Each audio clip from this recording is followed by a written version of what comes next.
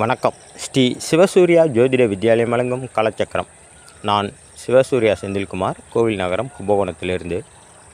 நம்ம பதிவு எப்போதுமே ஜோதிட ரீதியாக தான் இருக்கணும் அப்படின்னு ஆசைப்படுறது என்னோடய வழக்கம். அதே போல் ஜோதிடம் சார்ந்த விஷயங்களை மட்டும்தான் நம்ம சேனலில் பதிவிடுவேன்.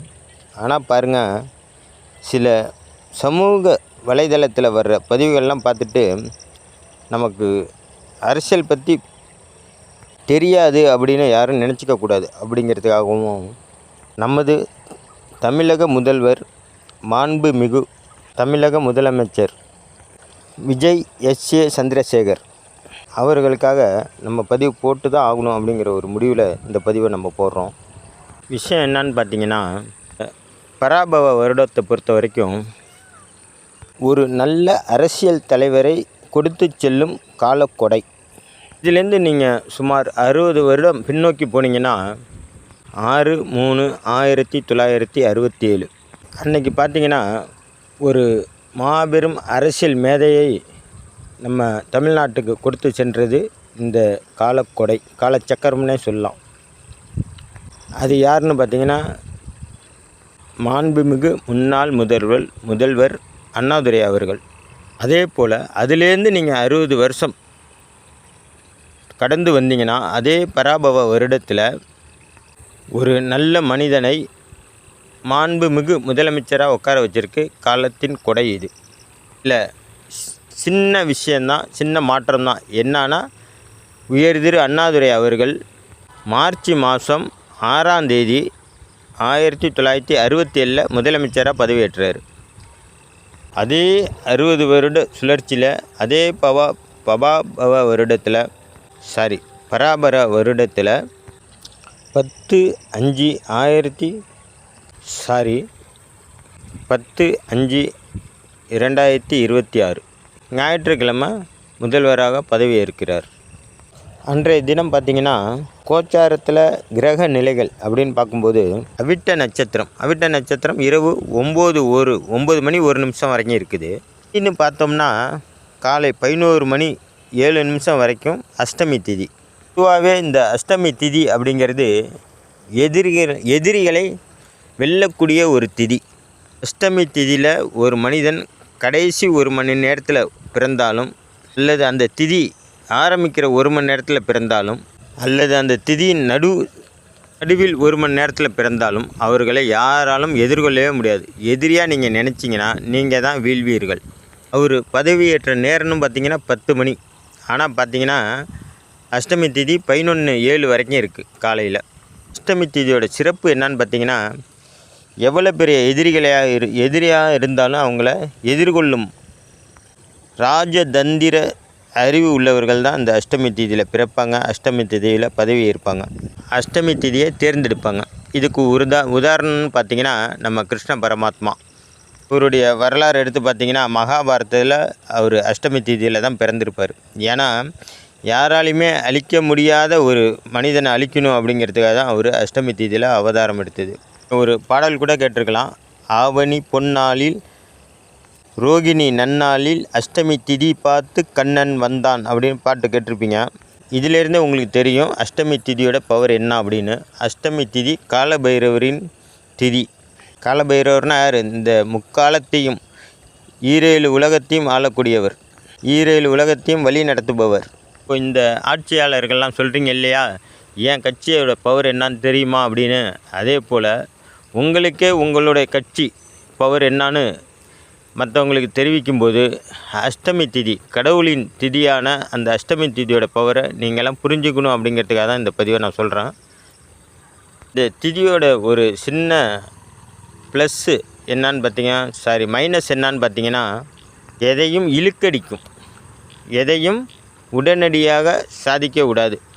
அதனால தான் அவர் கடைசி கட்டத்தில் அந்த 108 எம்எல்ஏ வாங்கி கடைசியில் ஒரு 10 எம்எல்ஏவுக்காக போராடினது. ஆனாலுமே பாருங்கள், இந்த அஷ்டமி தேதியில் பதவியேற்றவங்களோட பதவி போராட்டமான வாழ்க்கையாக இருந்தாலும் கடைசி வரைக்கும் அதை மெயின்டைன் பண்ணக்கூடிய சக்தி படைத்தவர்களாக இருப்பாங்க. திரு ஜோசப் விஜய் தமிழக முதல்வர், மாண்புமிகு தமிழக முதல்வரை நீங்கள் யாருமே குறைச்சி மதிப்பிடாதீங்க. சின்ன விஷயம் சொல்கிறேன். நம்ம ஒரு குறிப்பிட்ட இடத்துக்கு போகணும் அப்படின்னா வீட்டில் உள்ளவங்க எல்லாரையும் கிளப்பணும், நம்மளும் கிளம்பணும். அப்படி கிளம்பும்போது மணி ஆகிட்டே இருக்கும்போது நம்ம என்ன சொல்லுவோம், நம்ம மேலே உள்ள தப்பை சொல்லி காட்ட மாட்டோம். ஐயோ இந்த இலவெடுத்த மணி ஆயிடுச்சு பாரு, சீக்கிரம் ஓடுறதே தெரியல அப்படின்னு இந்த கடிகாரத்து மேலே தான், அதான் டைம் ஆகிட்டுருக்குல்ல, இந்த மணி மேலே தான் நம்ம குறை சொல்லுவோம். ஆனால் பாருங்கள், நம்ம மேலே உள்ள குறைய நமக்கு உணர்த்தக்கூடிய ஒரு காலச்சக்கரம் தான் இந்த கடிகாரம்.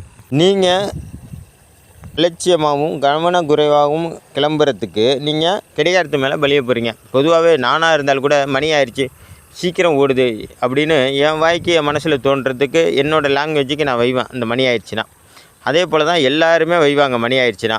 ஐயோ மணி ஆயிடுச்சு, ஓடணும், ஒடியாரணும், சீக்கிரம் ட்ரெயின் போயிடுமே அப்படின்னு ஒரு உதாரணத்துக்கு சொல்கிறேன். அது போயிடுமே இது போயிடுன்னு.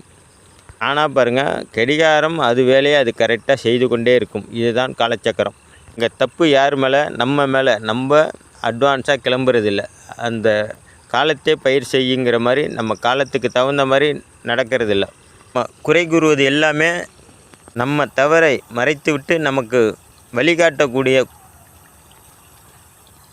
அதாவது டயத்தை குறிக்கக்கூடிய கடிகாரத்தை தான் நம்ம வைகிறோம். அதே போல் தான் இந்த அரசியல்வாதிகளும் நம்ம மேலே உள்ள தவறை மறைப்பதற்கு, நம்ம செய்த ஆட்சியாளர்கள் செய்த ஊழலை மறைப்பதற்காக எதிர்க்கட்சிகளை வசைபாடுவது. அதிலும் தாவேக்கா என்ற ஒரு கட்சி 3 ஆண்டுகளில் ஒரு கட்சியை உருவாக்கி அதை 3 ஆண்டுகளில் தமிழகத்தின் ஆளுங்கட்சியாக மாற்றிய திரு ஜோசப் விஜய் அவர்களுக்கு இந்த நேரத்தில் மனமார்ந்த வாழ்த்துக்களும் நன்றிகளும். நமது தமிழக முதல்வர் மாண்புமிகு முதலமைச்சர் திரு ஜோசப் விஜய் அவர்கள் மேலே எவ்வளோ தான் நீங்கள் குற்றச்சாட்டை சொன்னாலுமே அது எல்லாமே உங்களுக்கு பாதகமாக தான் முடியுமே தவிர உங்களுக்கு ஒரு காலம் சாதகமாக முடிகிறதுக்கு வாய்ப்பே கிடையாது. நீங்கள் எவ்வளோ தான் அவரை வசைபாடுனாலும் அது மல்லாக்கப்படுத்திக்கிட்டு எச்சை துப்புற மாதிரி தான். அந்த எச்சி முழுவதும் உங்கள் மூஞ்சிலே தான் விழும் அப்படிங்கிறத நீங்கள் முதல்ல மனசில் பதிய வைங்க. உங்கள் மேலே உள்ள தவறுகளை திருத்தி கொள்ளுங்கள். நமது தமிழக முதல்வர் அவர்கள் எடுத்து வைக்கும் ஒவ்வொரு அடியும் நிதானமும் விவேகமும் கலந்த புத்திசாலித்தனத்தோடு எடுத்து வைக்கிறார். எல்லாரும் சொல்லலாம் அவருக்கு என்ன அனுபவமே இல்லைன்னு. ஆட்சியாளர்கள் வந்தார்களே, அவர்களுக்கு எடுத்த உடனே எப்படி அனுபவம் ஏற்பட்டது அப்படிங்கிறத தெளிவுபடுத்தணும். அண்ணாதுரை முதல்வராக வந்தார், அவருக்கு முன்னாடி முதலமைச்சராக இருந்த அனுபவம் இருந்துச்சா? அண்ணா அடுத்து கலைஞர் வந்தார், எம்ஜிஆர் வந்தார், ஜெயலலிதா அம்மா வந்தாங்க, ஸ்டாலின் சார் வந்தார். இவங்களுக்கெல்லாம் ஏற்கனவே முதலமைச்சராக இருந்த அந்த அனுபவம் இருந்துச்சா? அண்ணா அனுபவம் என்பது அனுபவித்தாதான் தெரியும். எதையுமே அனுபவித்தாதானே புரிஞ்சுக்க முடியும். கையினால் நீங்கள் தூற்றினால் தூற்றுங்கள், போற்றினால் போற்றுங்கள். நமது தமிழக முதல்வர் மாண்புமிகு முதலமைச்சர் திரு ஜோசப் விஜய் அவர்களை எந்த அளவுக்கு நீங்கள் வசைபாடுகிறீர்களோ அந்த அளவுக்கு உங்களுக்கு அவர் மேலே காழ்ப்புணர்ச்சி இருக்குதுன்னு தான் அர்த்தம். ஏன் அப்படின்னு பார்த்தீங்கன்னா, பயப்படுறவன் மட்டும்தான் பயப்படாத மாதிரி நடிப்பான். அதே போல் தான் எதிர்க்கட்சிகளின் நிலை இப்போதைக்கு உள்ளது. நம்ம இன்னொரு பதிவில் நம்மளோட முதலமைச்சர் மாண்புமிகு திரு ஜோசப் விஜய் அவர்களின் ஜாதகத்தை அலசி ஆராய்ந்து அதற்கான பலனை எடுப்போம். இப்போதைக்கு இதற்கு முன்னாடி வந்த ஆட்சியாளர்களை விட 100 மடங்கு உத்தமமான ஆட்சியாளர் நமது முதல்வர் அவர்கள். யாரும் பிறந்ததும் முதலமைச்சர் சீட்டில் அமர்ந்தது இல்லை. ஏன் நான் உங்களுக்கு இதை இவ்வளோ தெளிவாக சொல்கிறேன் அப்படின்னா, இந்த பராபவ வருடத்தோட வேலை என்னன்னு பார்த்தீங்கன்னா, ஒரு நாட்டின் முதல்வரை, ஒரு நாட்டுக்கு நல்லது செய்யக்கூடிய மனிதரை மக்களுக்கு அடையாளம் காட்டக்கூடிய வருடம்தான் இந்த பராபர வருடம். இந்த பராபர வருடத்தில் தான் குரு பகவான் கடகத்தில் உச்சமாவார். இந்த கடகத்தில் உச்சமாகக்கூடிய குரு பகவான் அந்தந்த காலகட்டத்துக்கு தகுந்த மாதிரி ஒரு நல்ல மனிதரை அந்தந்த நாட்டுக்கு கண்டிப்பாக அடையாளம் காட்டுவார். நீங்கள் எல்லோரும் நினைப்பது போல விஜயை எதிர்க்க உங்களுடைய பலம் பலகீனமாகும், அவருடைய பலகீனம் பலமாயிட்டே போயிட்டுருக்கும். ஆகையினால் தமிழ்நாட்டு மக்களுக்கு நன்மை எதுவோ அதை மனதில் கொண்டு உறவுக்கு முதல்வருக்கு கை கொடுப்போம். உரிமைன்னு வரும்போது அவருக்கு எதிராக குரல் கொடுப்போம். இதுக்காக நான் விஜயோட தீவிர ரசிகன்னு நினச்சிடாதீங்க. நான் 100% சூப்பர் ஸ்டார் ரஜினிகாந்தின் தீவிர ரசிகன்.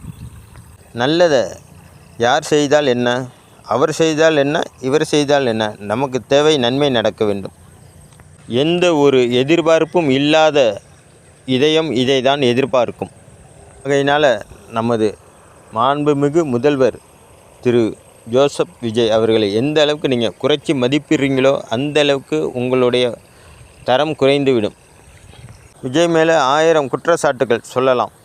விஜய் மனைவியை பிரிந்திருக்கிறார், இன்னொரு பெண்ணோட தொடர்பில் இருக்கிறார் அப்படின்னு அவர் மேலே நீங்கள் பழி சுமத்தணும் அப்படின்னு நினச்சா எப்படி வேணாலும் நம்ம சுமத்தலாம். ஆனாலும் பாருங்கள், எந்த மனிதனும் உத்தம புத்திரன் என்று சொல்லவே முடியாது. இந்த அரசியல்வாதிகள் கடந்து வந்த பாதைகளை எடுத்து ஆராய்ச்சி பண்ணிங்கன்னா காரி துப்புறத்துக்கு நம்ம நாக்கிலையும் வாயிலையும் எச்சி இல்லை. ஆகையினால் ஒரு தனி மனிதனுடைய வாழ்க்கையை ஆராயாமல் அவர் செய்யும் நன்மைகளை பாராட்டி அவருக்கு பக்கபலமாய் நிற்போம். பர்சனல் விஷயம் அது அவரோட சேர்ந்தது, அவர் பார்த்துக்குவார். நீங்கள் உங்கள் வீட்டில் உள்ள உங்கள் முதுவை தேய்ச்சி கழுவுங்க. உங்கள் வீட்டில் உள்ள உங்கள் மனைவியோடையும் உங்கள் குழந்தை குட்டியோடையும் முதல்ல ஒழுக்கமாகவும் நேர்மையாக நடந்துக்க முயற்சி பண்ணுங்கள். அதுக்கப்புறம் நீங்கள் மற்றவங்கள பற்றி குறை சொல்லலாம். மறுபடியும் சொல்கிறேன், நமது முதல்வர், மாண்புமிகு முதல்வர், யாருமே குறைச்சி மதிப்பிடாதீங்க. அது உங்களுக்கு தான் ஆபத்தை ஏற்படுத்தும். அடுத்த பதிவில் நம்மளோட மாண்புமிகு முதலமைச்சர் திரு ஜோசப் விஜய் அவர்களின் ஜாதகத்தை அலசி ஆராய்வோம். நன்றி, வணக்கம். நல்லதே நடக்கும். வாழ்க வளமுடன்.